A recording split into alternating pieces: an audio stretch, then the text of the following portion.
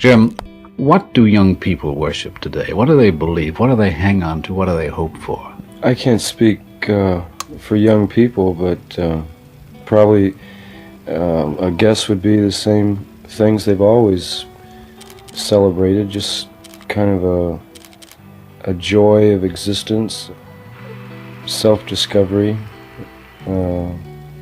freedom, that kind of thing. Well, there's always been a generation gap in every age, but the gap now seems to be much more of a definite cleavage. The young people today seem to feel and think differently. What do you think has brought this about? So-called generation gap could be a result of larger numbers of young people. I think it happened after World War II. I think it's something like over half the population of the United States now is under 18 years of age, something like that.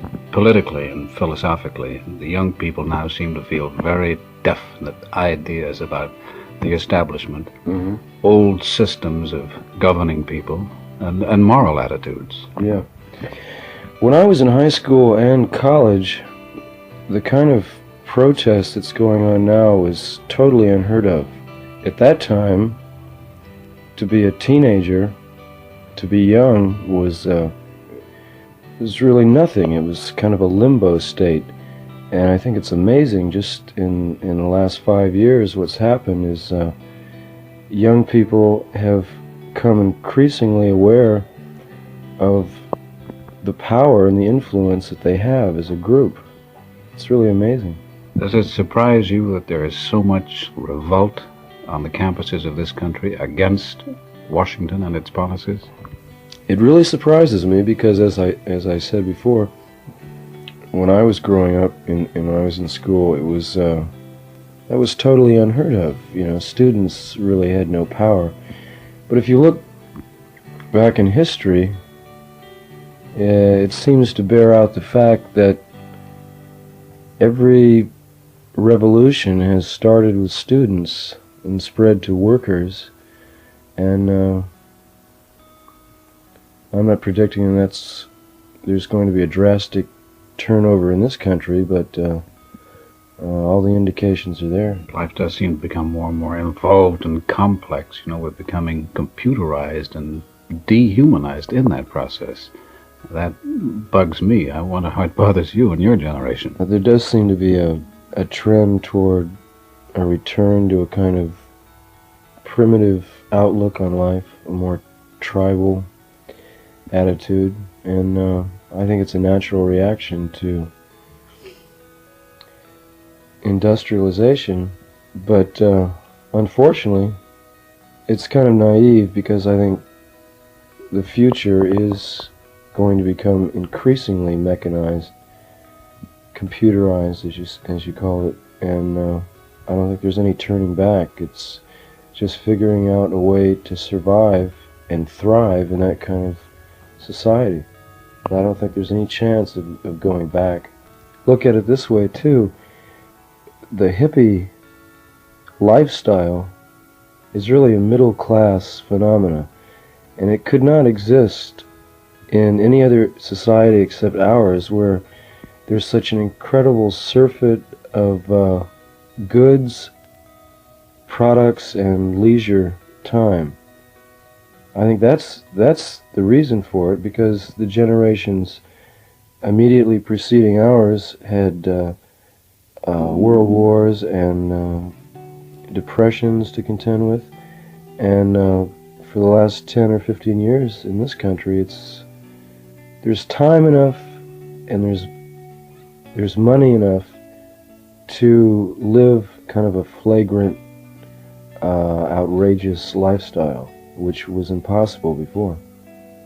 Jim, there's a line in your book of poems which reads, "The cleavage of men into actor and spectators is the central fact of our time." Well, I think that's undeniable, but I wonder, hasn't it always been that way with society? I suppose it has, but with mass media, today, it becomes more immediately apparent.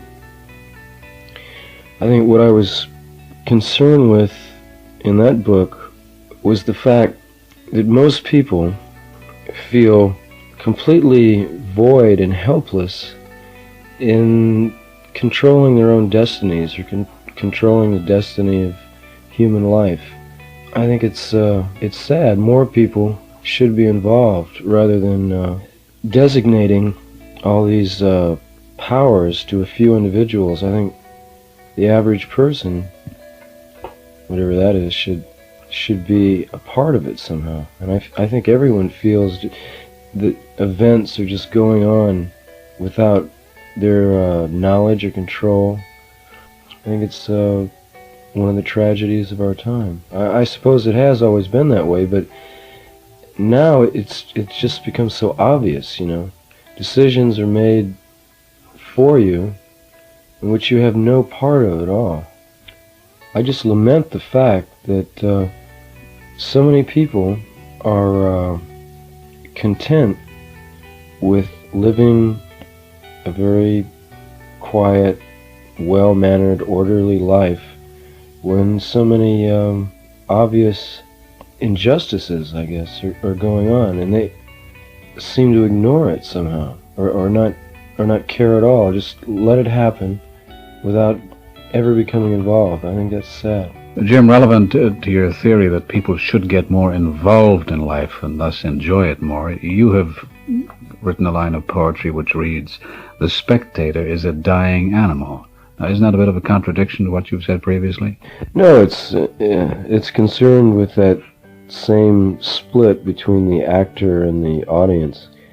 To me, there's something incredibly sad about a bunch of human beings sitting down watching something take place.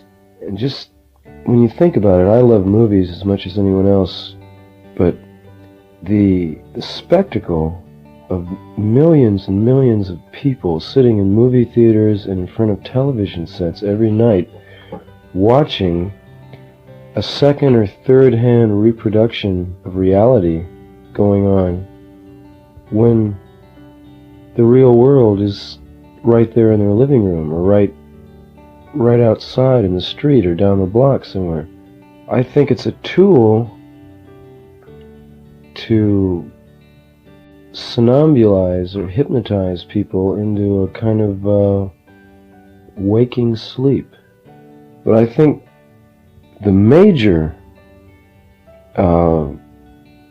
influence in the next decade or so is going to be the people who are able to assemble masses, huge masses of people into one spot, as we've witnessed in pop festivals in the last 2 or 3 years.